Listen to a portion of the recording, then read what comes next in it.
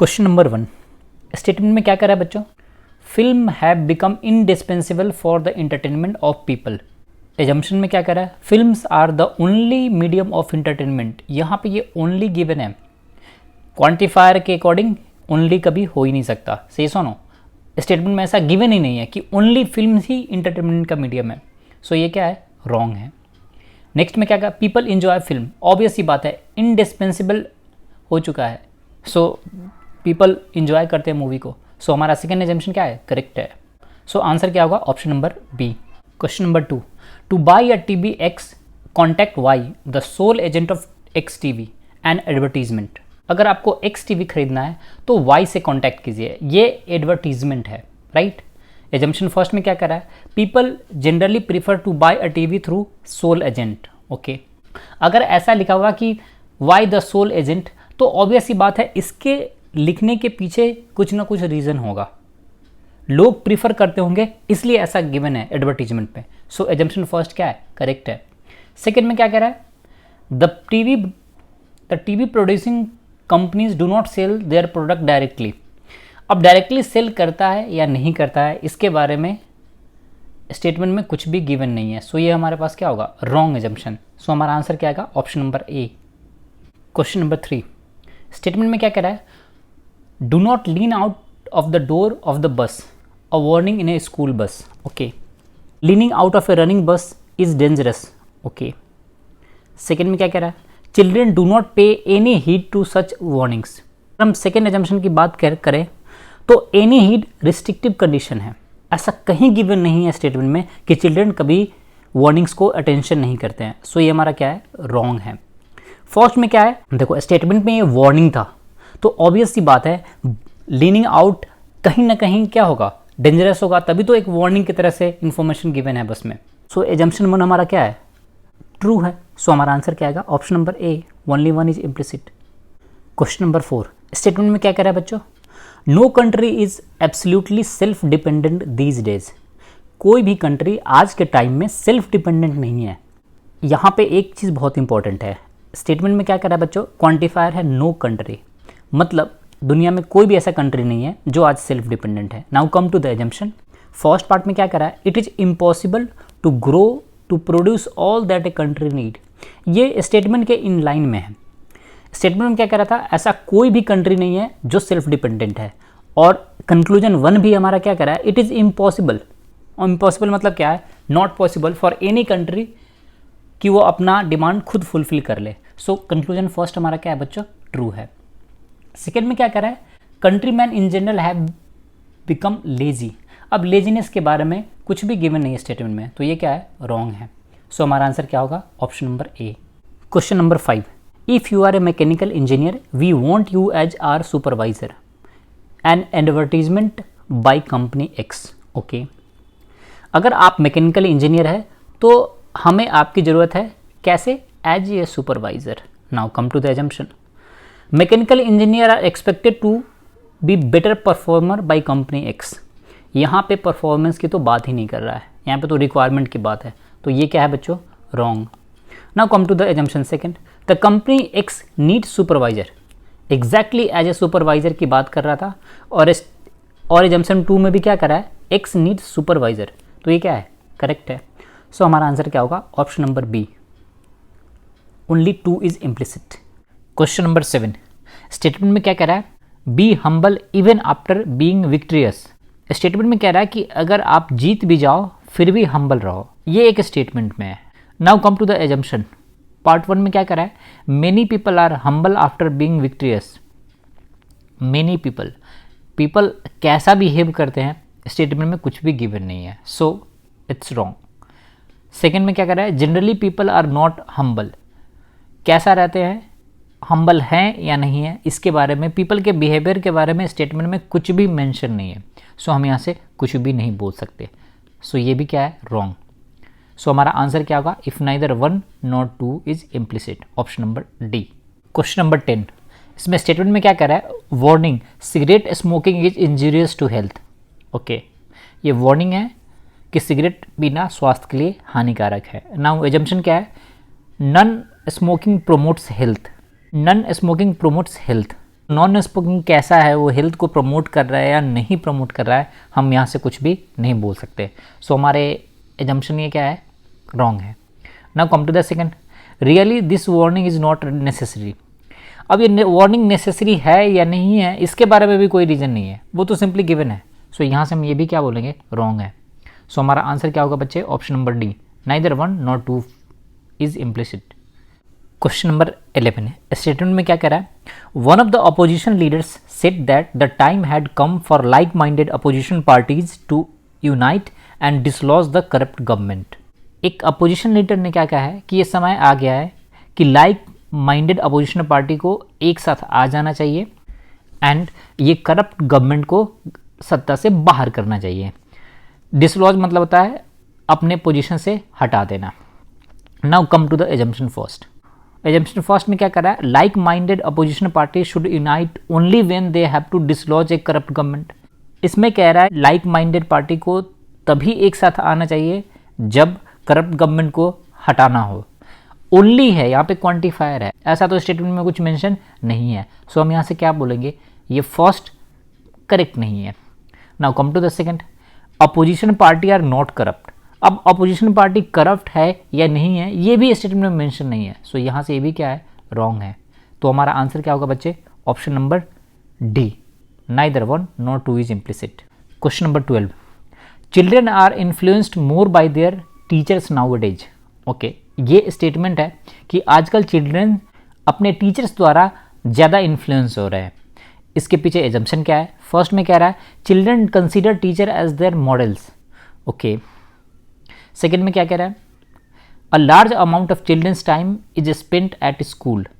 देखो, टाइम के बारे में, चिल्ड्रंस के टाइम के बारे में और स्कूल के बारे में कोई इन्फॉर्मेशन गिवन नहीं है। सो सेकंड तो स्ट्रेट अवे रॉन्ग है। Now come to the first, children consider teachers as their models. देखो, इन्फ्लुएंस्ड कब होगा आप, इन्फ्लुएंस के लिए होने के लिए क्या चाहिए, ऑब्वियस ये बात है किसी को आप आइडियल मानोगे या किसी को आप बेटर मानोगे as compare to others. So obvious ये बात है, एजम्पशन 1 स्टेटमेंट के इन लाइन में है। टीचर्स को अपना वो मॉडल्स मानते होगे, आइडियल मानते होगे, तभी तो उनसे इन्फ्लुएंस हो रहे हैं। सो हमारा एजम्पशन 1 क्या है, करेक्ट है। सो हमारा आंसर क्या आएगा, option number A. Question number 13, statement में क्या कह रहा है, postal rates have been increase to meet the deficit.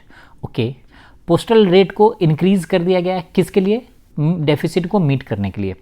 Assumption क्या है, the present rates are very low.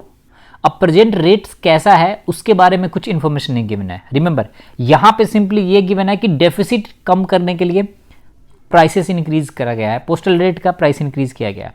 अब वो प्रेजेंट में वेरी लो है या वेरी हाई है, इसके बारे में क्वांटिटेटिव इन्फॉर्मेशन कोई भी गिवन नहीं है। सो फर्स्ट एजम्पशन क्या है, रॉन्ग।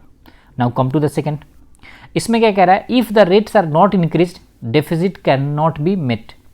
अब ऑब्वियस सी बात है, स्टेटमेंट में रेट इंक्रीज प्राइमरली फोकस है किसके लिए, डेफिसिट को मीट करने के लिए। तो अगर रेट को इंक्रीज नहीं करेंगे तो डेफिसिट मीट नहीं होगा। तो इस तो एजम्पशन 2 को अगर आप नॉट रिमूव करके देखोगे तो ये सेम स्टेटमेंट आ जाएगा ना, से नो। सो यहाँ से हमारा एजम्पशन 2 क्या है, करेक्ट है। सो आंसर क्या होगा बच्चे, option number B.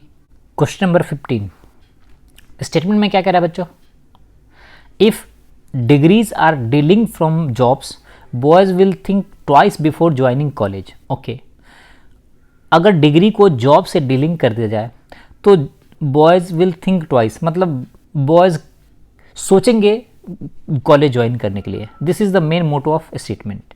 Now come to the assumption first, boys join college education to get jobs. And second assumption में क्या कह रहा है, a degree is of no use in getting a job. Okay, statement में ये कह रहा है if degree is dealing from the job. इसका क्या मतलब है, जॉब का और डिग्री का तो कहीं ना कहीं लिंकेज है और कहीं ना कहीं यूज्ड है। सो यहाँ से एजम्पशन 2 स्ट्रेट अवे रॉन्ग है।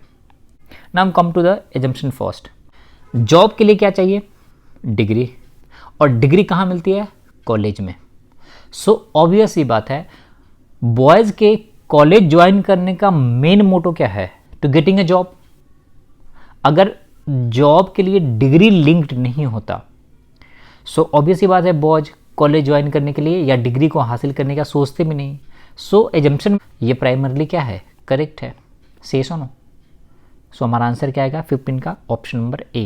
क्वेश्चन नंबर 16 स्टेटमेंट में क्या कह रहा है, स्टेटमेंट में क्या कह रहा है, if you trouble me I will slap you, a mother warns her child. Okay, एक मदर ने अपने चाइल्ड को बोला कि अगर आप मुझे ट्रबल करोगे आई विल स्लैप यू, मैं तुम्हें थप्पड़ लगा दूंगी। Okay, now come to the assumption. First में क्या कह रहा है, with the warning child may stop troubling her. Okay, second में क्या कह रहा है, all children are basically naughty. यहाँ पे फिर ये क्वांटिफायर आ गया है। ऑल चिल्ड्रन कैसे होते हैं इसके बारे में स्टेटमेंट में कुछ भी गिवन मेंशन नहीं है।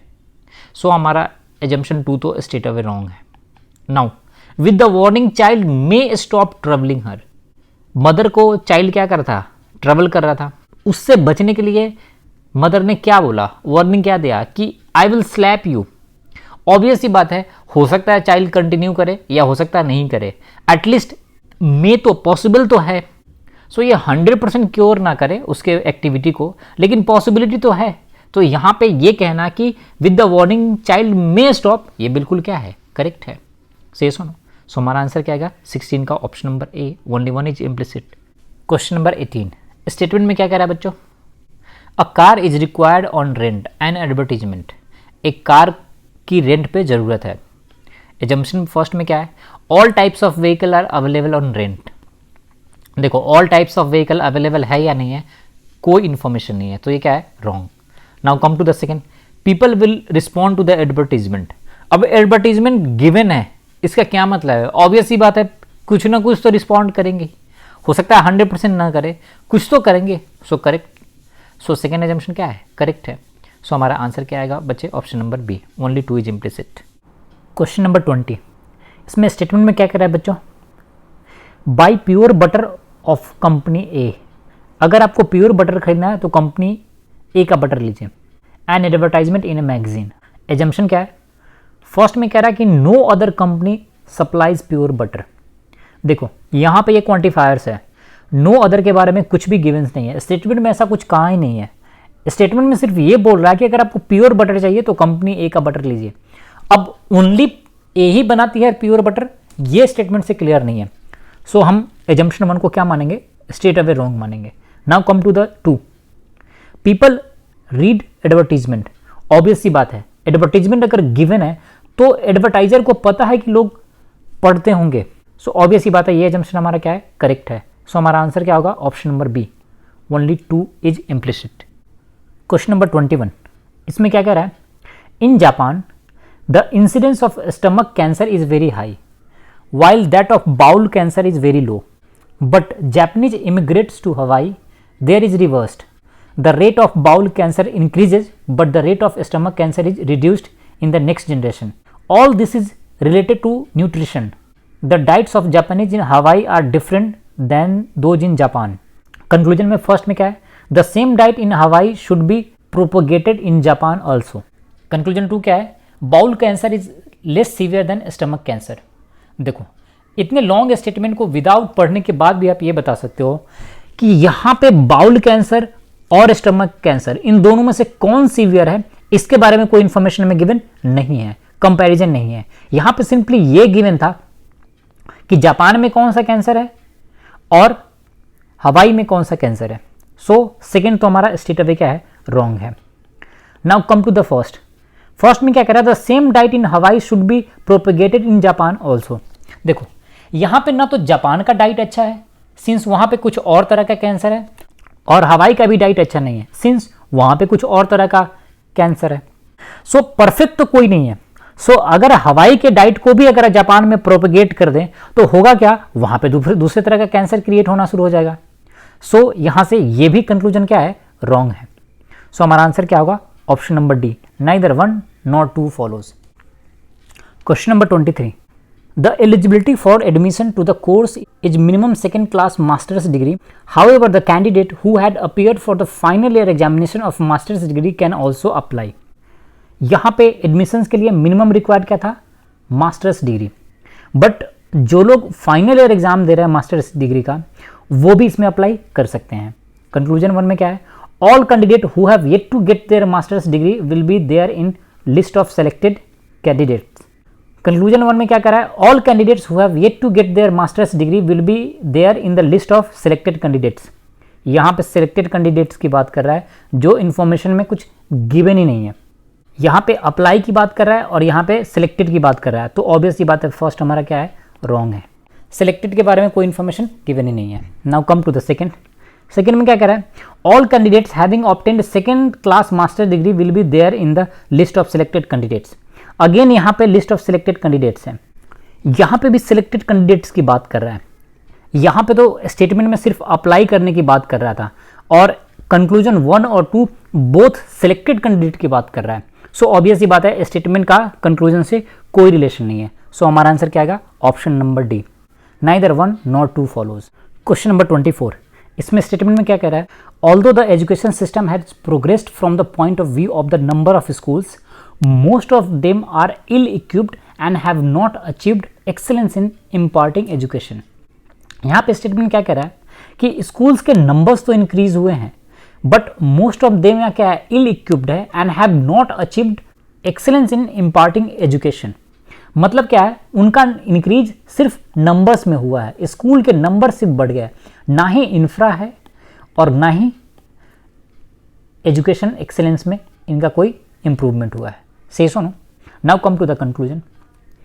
फर्स्ट में क्या कह रहा है, future we should provide good teachers and equipments to these schools. Obvious सी बात है, स्कूल्स को आपने सिर्फ नंबर्स में बढ़ाया है, वो लैक कहाँ पे कर रहा है, good infra and teachers, quality of teacher, तभी तो एजुकेशन में एक्सेलेंसी नहीं आ रही है। सो फर्स्ट हमारा क्या है, करेक्ट है। Now come to the second,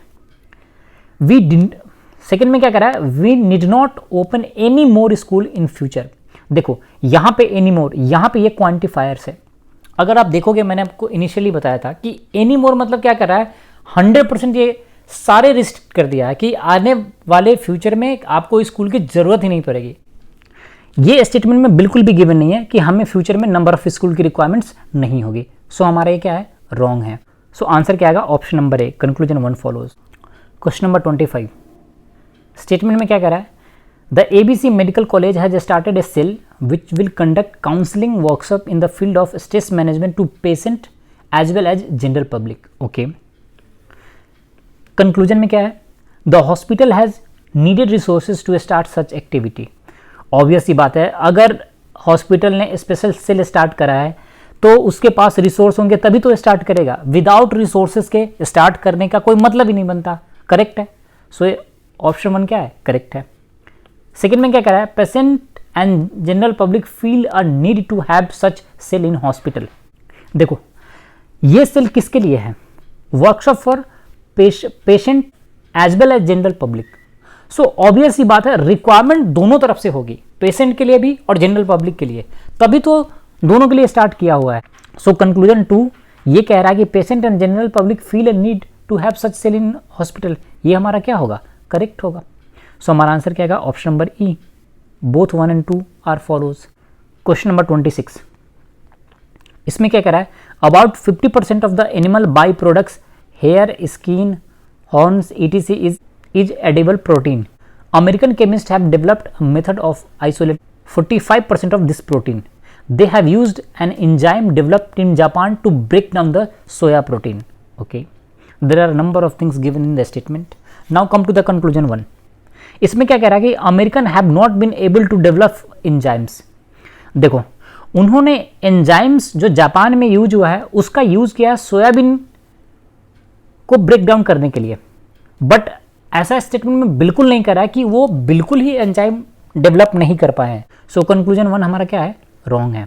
conclusion 2 में क्या कर रहा है, animal by products protein has same composition as soya protein. ये भी हमारे स्टेटमेंट में गिवन नहीं है कि सोया प्रोटीन में जो क्वालिटी है वो एनिमल बाई प्रोडक्ट्स प्रोटीन में है या नहीं है। सो यहाँ से ये भी हमारा आंसर क्या है, रॉन्ग है। तो हम क्या बोलेंगे, option number D, neither 1 nor 2 follows. Question number 27, video libraries are flourishing very much these days. Okay, conclusion 1 में क्या कर रहा है, people in general have got a video craze. Okay, second में क्या कर रहा है, it is much cheaper to see as many as videos as one likes on videos rather than going to the cinema hall. देखो इस question में एक चीज़ बहुत ही इंपॉर्टेंट है, ये टर्म को समझना, वीडियो लाइब्रेरीज, ये अपने आप में कॉम्प्रिहेंसिव वर्ड है। अगर हम वीडियो लाइब्रेरीज की बात करें तो इसमें नंबर ऑफ टाइप्स के वीडियो लाइब्रेरीज होंगे, education, movie, entertainment programmes and everything. और ये फ्लरिश कर रहा है। इसका क्या मतलब है कि people are getting crazy. Flourish मतलब क्या है? ग्रोथ से ऊपर growth, exponential growth. We are talking about the exponential growth. So obvious ही बात है, कंक्लूजन 1 क्या है? करेक्ट है। Now come to the second conclusion. इसमें क्या कह रहा है? It is much cheaper to see as many as videos movies as one likes on videos rather than going to the cinema hall. Obvious ही बात है, ये स्टेटमेंट अपने आप पे क्या है? करेक्ट है। आप सिनेमा हॉल बार बार जाओगे तो ऑब्वियस ही बात है वो फ्री ऑफ कॉस्ट तो नहीं है। एक बार अगर आपने वीडियो परचेज करा या वीडियो जिस तरह से भी आपने जिस भी मीडियम से एक्सेस करा, that will be accessible to you. So obvious ही बात है, सेकंड कंक्लूजन भी हमारा क्या है? करेक्ट है। सो हमारा आंसर क्या आएगा? Option number E. Question number 28, इसमें क्या करा है स्टेटमेंट में? The Bank of England move to auction 25 metric tons of gold, drew plenty of bidders looking for a bargain but was criticized by major gold producers worldwide। क्या कह रहा है कि बैंक ऑफ इंग्लैंड ने auction करने के लिए आया 25 metric tons of gold, Drew plenty of bidders, मतलब बहुत सारे लोगों ने इस पे बिड के लिए अप्लाई करा है, but criticised by major gold producer worldwide. Okay, conclusion 1 में क्या है? The Bank of England should not auction the gold which it possesses to keep the study of international price of gold.